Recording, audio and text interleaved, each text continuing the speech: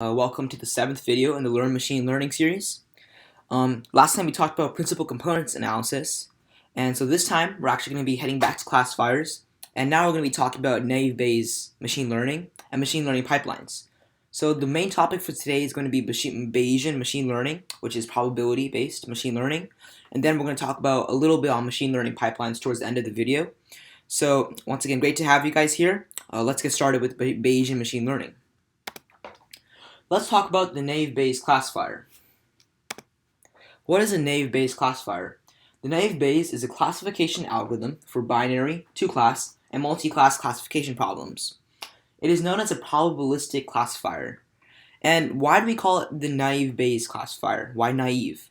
It's because it's considered naive, or sometimes the idiot Bayes, because all the feature probabilities are independent of one another. Let's break that down. So, naive Bayes, right? So, naive is typically a term that we associate with something that's easy to fool, or something that's very gullible, right? So, the idea here is that we're simplifying the calculation of probabilities. So, the idea is that overall, the takeaway here is that naive Bayes is a completely probabilistic classifier. It's directly built on the Bayes theorem for probability. And it's called naive or idiot Bayes because the calculation of the probabilities for each hypothesis is simplified to make the calculation more tractable or more doable. Let's talk about that. So instead of attempting to calculate each probability, we're assuming that they're all independent of another. Okay, so right now I think this is probably a little bit confusing if you're not associated or you don't know what the Bayes theorem for probability is. So let's talk about that. So before I talk about Bayes theorem for probability and then the Naïve Bayes in more detail, I want to talk about the idea of conditional probability. So if you flip a coin, that's not conditional probability because each time the outcome is completely independent. Let's just say we flip a coin 10 times. Let's say the first 9 times all come up as heads. Well, the 10th time isn't going to be tails, right? It's not necessarily going to be tails. That's a really interesting rule of probability. It's that sometimes there's a law for that where basically it says even though we've got 9 heads in a row, it doesn't make the probability that we get tails on the 10th toss more likely, right? So that's a non-conditional probability. But then for a deck of cards, where we have no replacement, that's conditional probability, right? Let's just say we want to pick a king of hearts out of a 52 card deck. Well, it depends on what other cards are in the deck and what's already been taken out, right? So that's conditional probability. So the idea of conditional probability is that the inputs of a conditional probability problem are all dependent on one another. For a non-conditional probability, it's completely independent. So in other words, mathematically, we represent the conditional probability as this. The probability of an event A given event B. So let's do an example. On this slide, I put a table here. And so this table is basically modeling the number of teacher students that are both male and female at a certain institution. So let's calculate this conditional probability. What's the conditional probability of a teacher being of a random person selected being a teacher given that they are male? So this is interesting. So once again, the question was, what's the conditional probability or the probability of a randomly picked person from this place being a teacher given that they are male? So the event A is that they're a teacher given event B, which is that they're a male or a man. So let's talk about this. So we know that they're a male and there are 60 men in this institution. So we know that our probability is going to be out of 60. And we want the probability of being a teacher given a male. So then it's going to be 12 out of 60 because we know that there's 60 men and we want to know how likely is that given that it's a man. So out of the 60 men, how likely is that one of those men is a teacher? And that's 12 out of 60 or 1/5 or 0.2. So there you go. That's how we calculate conditional probability. And the idea is that conditional probability is central to the idea of Naïve Bayes classifiers. Here's the Bayes theorem for probability. This is really just an extension of what we've been talking about earlier, right, with the table, but in mathematical quantities, this is how we compute it. So, in other words, the probability of event A given event B is equal to the probability of their intersection, in other words, both happening, over the probability of event B. So that's the mathematical formula, right? And remember, these symbols, the line between, for the first formula, when it says probability of A, line B, that's the probability of A given B. Interestingly, on the top, on the numerator of the first formula, that formula is known as the intersection. That's probability of A and B both occurring together. So in other words, that's their intersection, right? And so this is how Bayes' theorem is represented in statistics, right? It's a probability theorem, and it's very commonly used for conditional probability. So how do we apply this to machine learning and for classifiers? Let's talk about that. So in the real world, there are typically multiple x variables, right? You're not going to have just one feature, one input. It's very rare, right? Like, let's just say we go back to our classic problem, classifying whether an image is a cat or a dog.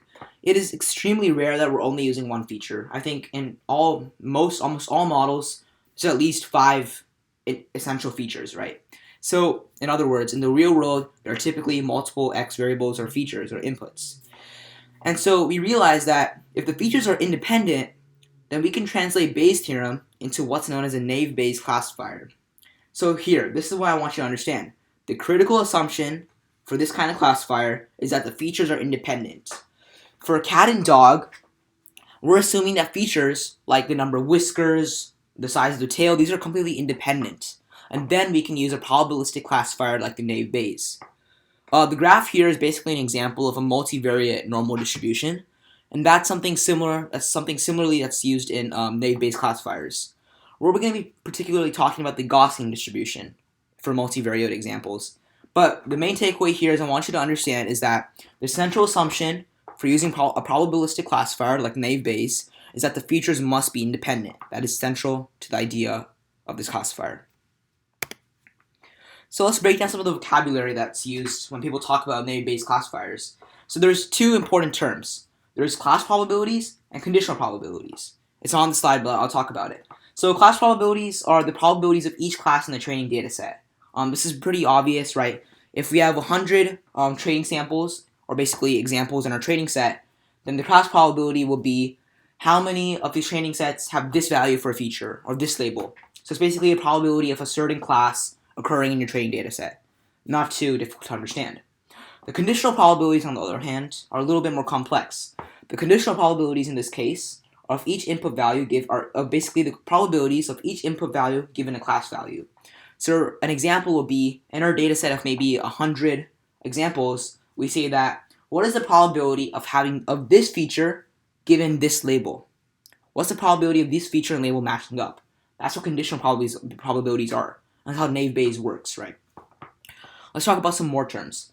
Something known as prior probabilities. This is the number of samples in a given class divided by the total number of samples, right? And so in naive Bayes, 2 terms known as posterior probability and prior probability are really important because I think the posterior probability is very important, right? Because in this case, the posterior probability is basically what allows your classifier to gain intuition, how it's able to learn through the model. That's really important to the success of a classifier, right? And another name for the posterior probability is just the probability of outcome, the probability of evidence, right? And the probability of evidence is the same for all the classes of Y. And so there you go. Here's an example with basically we have red, I think we have green balls and yellow balls, and we basically clustering them to see where we want to classify for a naive Bayes classifier. And we see that you see the probability of yellow is 7 out of 17. Probability of green is 10 out of 17.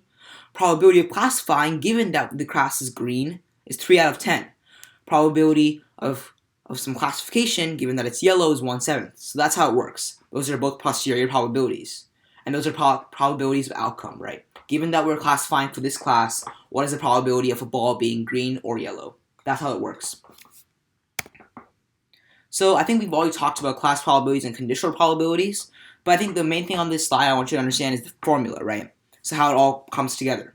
So you see, our output, the posterior probability, is equal to the likelihood times the class prior probability over the predictor prior probability. So this is really technical. I know it's not super easy to grasp initially, but I think right now I just really want you to understand that naive Bayes is completely built on conditional probabilities and that concept of posterior probability. And going back here, posterior probability is really just this example, right? This one. Probability given that we want to classify in this circle, we want to classify a new example, given that the class is green. And then we get some probability. That's what the posterior probability acts as. And this formula just really shows how all these different probabilities come together, right? The likelihood, how likely it is for this class, times the prior probability, which was, in that case, the probability for some random ball, over the predictor probability. And that gives you the new posterior probability. So I think this is, even I didn't understand this at first, so I think that it's okay if you don't get it, but remember, conditional probabilities are what is the most crucial part of this Naive-Bayes classifier. And knowing that the prior probability is just the probability of something given a class value is what I really want you to understand here. And you can do more research on this. I think this falls heavily under statistics. But for the purpose of this video series, the main ideas here, I want you to understand how to implement these machine learning classifiers and how they're useful and what their applications are. So I think understanding all the probability in math is useful, but I think for the purposes of this video series, we don't have to go all that far in the technical jargon. So let's just keep moving forward. How do we learn the Naive-Bayes model? So the physical process of learning the Naive-Bayes model for a Naive-Bayes classifier is that there's two things you want to calculate. We want to calculate our mean and our standard deviation of the input for each class example. So I think this graphic kind of demonstrates that really well. So we're going to get, since Naive-Bayes is a supervised learning model, we give both our trained data and our testing data into the model, right, trained examples. And then what the classifier does is that's going to compute the mean of each x and y and compute the standard deviation of each x and y. We get the logs of each probability, we sum it, and we choose our maximum. And there you go, that's how our output is going to classify. So that's really how a Naive-Bayes classifier works. And the way we learn the model is that we plug in our training data, our testing data, and our examples, and we compute the mean and the standard deviation of the input of each input example for each class value. So there you go. The mean and standard deviation is how we learn the model. That's what we're calculating. And as you can see later, you're going to take log of it. You're going to choose the maximum after summing it. So that's how it works.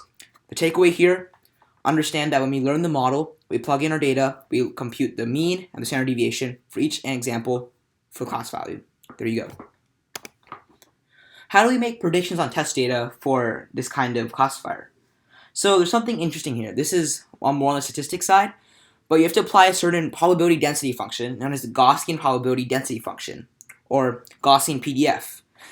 For purposes of machine learning statistics, the idea is that when you implement a Naive-Bayes classifier, in scikit-learn, the module for this PDF for probability density functions provided, right? There's a formula, but in SciPy, you can just implement it as a framework. And here's the overall process for how Naive-Bayes works. We read in the data, we split training from test just like any machine learning algorithm. We then learn the Naive-Bayes model by calculating our mean and standard deviation from those important probabilities that we talked about earlier, like the conditional probability, posterior probability, likelihood, etc. Then we use a predictor. We use the Naive-Bayes model to predict classes. And the way we actually use that predictor on test data is that we apply this probability density function, this Gaussian PDF, and then we can see how accurate our model was. We can score how well we classified. And there you go. And so you may be wondering, why Gaussian? Well, so Gaussian distributions are really crucial for the purposes of a Naive-Bayes classifier, because Gaussian distributions line up very close to the normal distribution, right? And that's why an extension of Naive-Bayes is also called the Gaussian Naive-Bayes. So Gaussian Naive-Bayes is really similar to Naive-Bayes, but applies a Gaussian distribution. And I think other functions could be used to estimate the distribution of the data, but the Gaussian or normal distribution is the easiest to work with, because you only need to estimate the mean and the standard deviation from your test data, from your training data. So that's why I think we go with Gaussian, but you could use another one, but I think Gaussian or normal is what comes closest to modeling real-world data. So there you go. That's how you make predictions on test data. So let's talk about machine learning pipelines.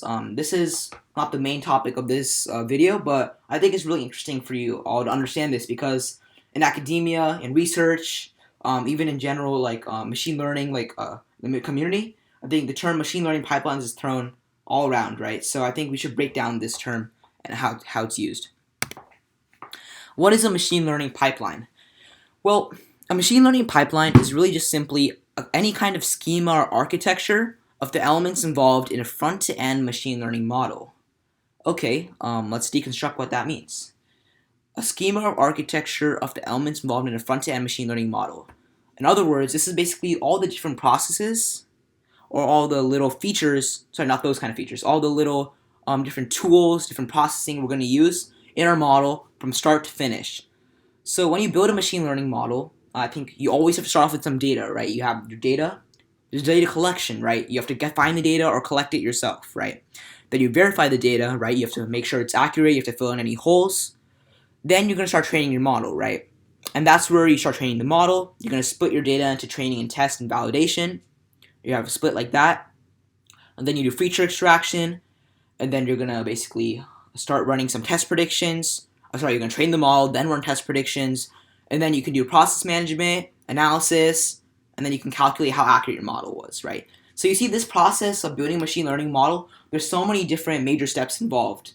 Then it goes beyond just building and training and testing the model itself, right? You have to pre-process data, post-process, do analysis. So really this schema or architecture of all the different layers involved in building a front-end machine learning model, that's what a machine learning pipeline is. And it's called a machine learning pipeline because similarly in the real world, I think you have oil pipelines and you have gas pipelines, right? And these are really refined step-by-step processes for moving those kind of materials, right? So similarly, a machine learning pipeline is really just the schema or how we're able to actually move from start to finish from each step in a machine learning model process. So there you go. That's the machine learning pipeline. Let's talk about this a little bit more. A machine learning pipeline is built on this idea of a chaining of operations. Here's an example of a machine learning pipeline. We start off with data collection. We then pre-process the data for the purposes of the model. An example of this, if you're building a computer vision model for classifying between cats and dogs, we collect our data, which means that we're going to go out into the real world. We can either take pictures of cats and dogs, or we can just go onto Kaggle or go onto some already used data set and use that data set for our purposes, right? We then pre-process the data. This means adjusting image size, making it black or white, reducing the pixelation, etc. Whatever you need to do to pre-process it for the benefit of your model. We then do feature extraction. We look at the model and say, what features are the most relevant for the purposes of classification? In the case of cat versus dog, we have to really get some researchers and think, okay, what really helps us to distinguish between a cat and a dog? After that, you're going to go to training. You're going to train a physical model. You're going to test the model. Then you do analysis, right? So there's a difference between analysis and validation. Analysis is just the stage where you're basically just looking at your model, initial testing output. And then validation is where you can look at your model for some separate testing data, and you can calculate how accurate it was. So there you go. That's the machine learning pipeline process. Here's another example. Self-driving cars with a LIDAR camera. This is a really cool development in the machine learning and deep learning community. And the idea is that you see these self-driving cars by companies like Google, Waymo, etc. And these self-driving cars have a really sophisticated camera known as LIDAR on top of them. And this camera is able to simply just compute values for direction, how long it takes.